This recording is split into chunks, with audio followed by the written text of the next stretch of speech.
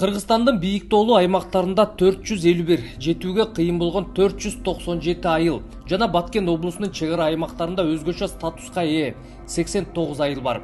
Дал ушул аймактарда жашагандарга, тагыраагы 14 жашка чейинки балдарга, айылдыктарга көмөк деген аталышта жөлөк пулдун жаңы түрүн киргизүү сунушун Адахан Мадумаров көтөрүп, мыйзам долбоорун иштеп чыккан. Бирок буга өкмөт ачык эле каршы чыгып, Каржы министрлиги колдобой турганын билдирди. Биз Кыргызстандын жарандарынын көз карандылыгын арттырып, экономикалык активдүүлүк чектеген жөлөк пулдардын жаңы түрлөрүн киргизүүгө каршыбыз.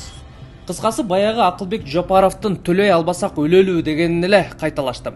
Баш мыйзам боюнча жашоо куржунунан жөлөк пул төмөн болбошу керек да деп Адахан Мадумаров Жапаровго кайрылгандагы жообу эсиңерде болсо керек. Төлөбөсөк өлөйлүбү? Төлөбөсөк өлүп калайлыбы? Төлөй албасаңар иштей албайбыз дегиле.